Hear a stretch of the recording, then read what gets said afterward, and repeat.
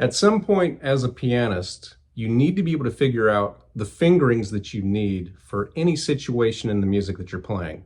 In this video, I'm going to share with you 10 rules that will make that job a whole lot easier. Hello, my name is David Lane, and I like to help composers and pianists like you with techniques and strategies that will help you build your craft. If, as a piano student, you've grown up on method books, you might be wondering, why do I need to know fingering rules? I mean, after all, every time I look at a piece of music, it tells me what fingerings I should play. And there are certain classical pieces in certain editions, like the G. Schirmer edition, where it will tell you what fingerings you need for that particular piece. However, if you're playing from sheet music that wasn't necessarily intended for students, whether that's pop music or classical or any other genre, you're going to find that you actually don't have any fingerings in your sheet music. Just for an example, I've played in more than 5 dozen musical theater productions. I have also played hundreds upon hundreds of choral anthems, and I have never once seen any fingerings in those scores. I had to figure it out on my own. These 10 rules that I'm going to share do not cover every situation that you might encounter, but they cover quite a few of them.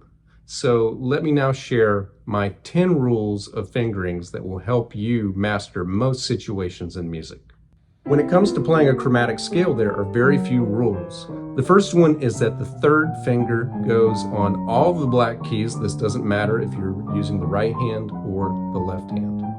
Now, when I talk about the rest of the chromatic scale and some other scales, it's important to understand the concept of outward motion and inward motion. This is a little different than just understanding scales in terms of going up and down the keyboard. If you start with your hands in the middle and you allow your hands to go away from each other, this is going outward. And if they come back toward each other, that is inward. So one way to think about outward motion is the right hand going up or the left hand going down.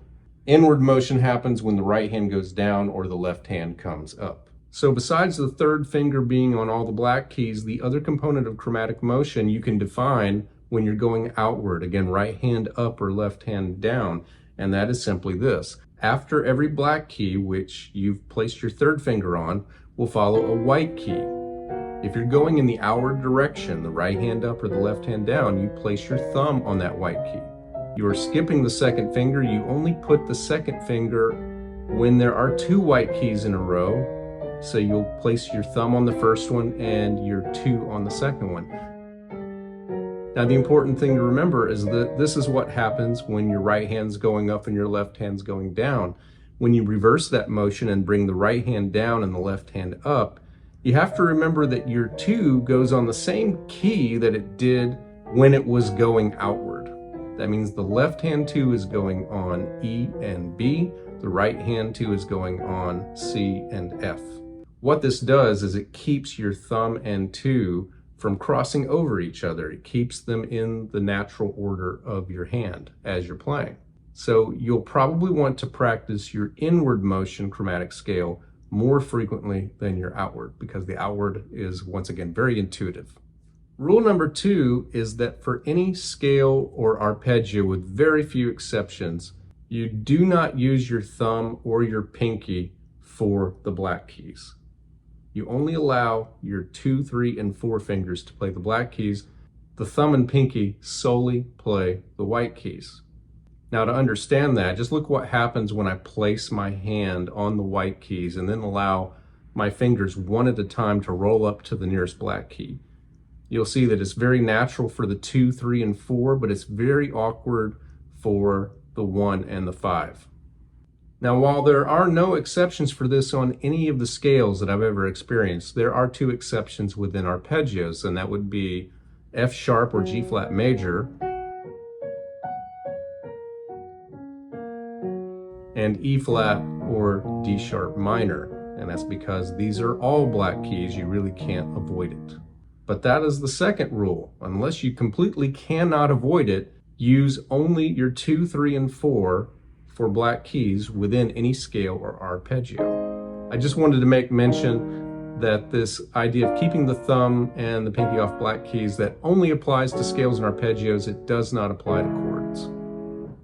Fingering rule number 3 is 1, 2, 3, 1, 2, 3, 4. Every single major or minor scale uses that fingering sequence over and over. Sometimes it's 1, 2, 3, 1, 2, 3, 4. Sometimes it's 1, 2, 3, 4, 1, 2, 3. Now, if it starts with a flat or a sharp, remembering, of course, that you only use your 2, 3, and 4 on those black keys, you might start with one of those fingers, but once your thumb goes down, from there on out, it is a pattern of 1, 2, 3, 1, 2, 3, 4, or 1, 2, 3, 4, 1, 2, 3, for every single major, natural minor, harmonic minor, and melodic minor scale. Now you might be thinking, but wait, I've learned a scale before. I've learned in the C major scale 1 octave, there's a 5 in it.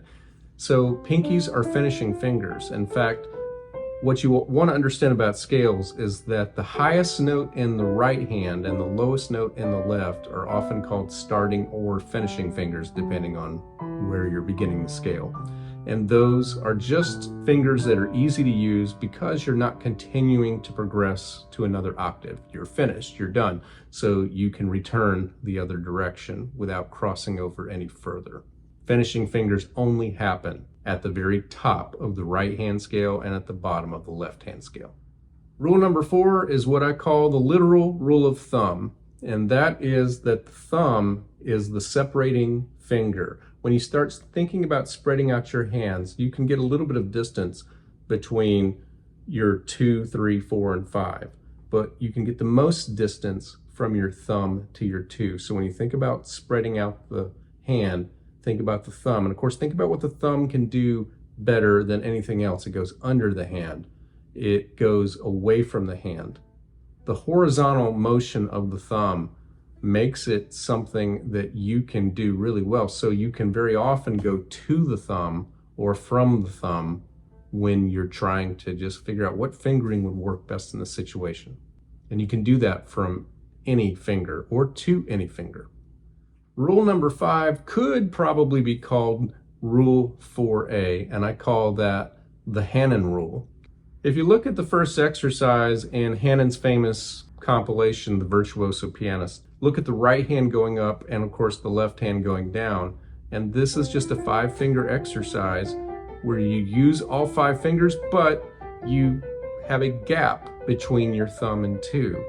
And this is the gap that sets up the fingering combination that you want to use for first inversion and second inversion chords.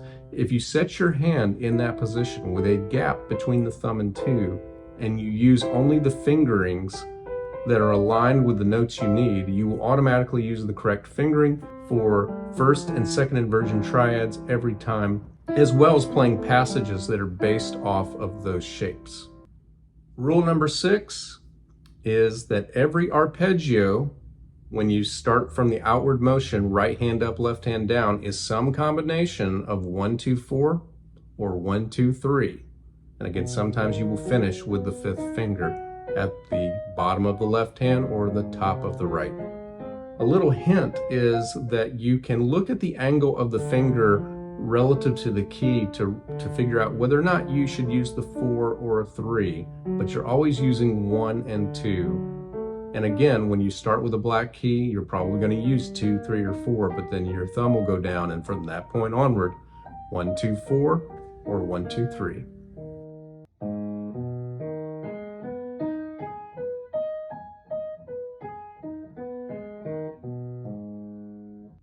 Rule number 7 is finger substitution. You can do this while you're holding on to a note or while you're repeating a note. And most often this works best when you're going to or from the thumb and another finger. So 1 to 2, 2 to 1, 1 to 3, 3 to 1, 1 to 4, 4 to 1, and 1 to 5, 5 to 1. It's a little harder to go between 2, 3, 4, and 5, but if you're repeating especially, you can do that as well.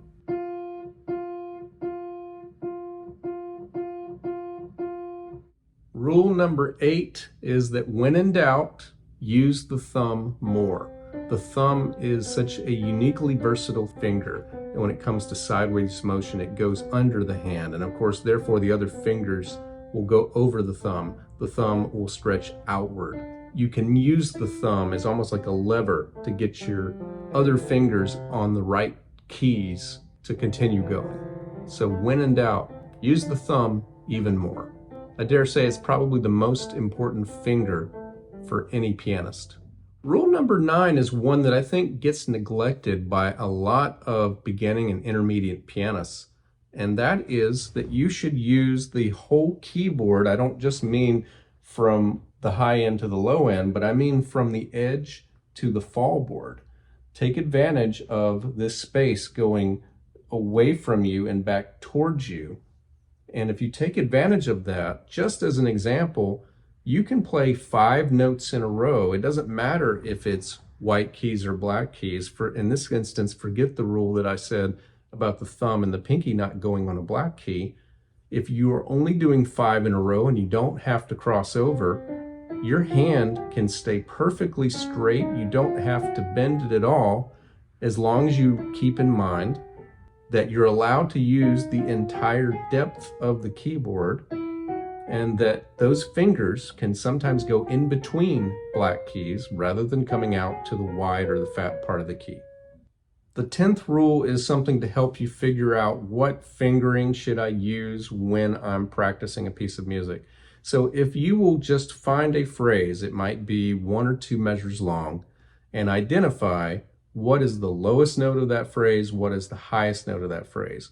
So for a default, try to put your right thumb or your left pinky on the lowest note of the phrase.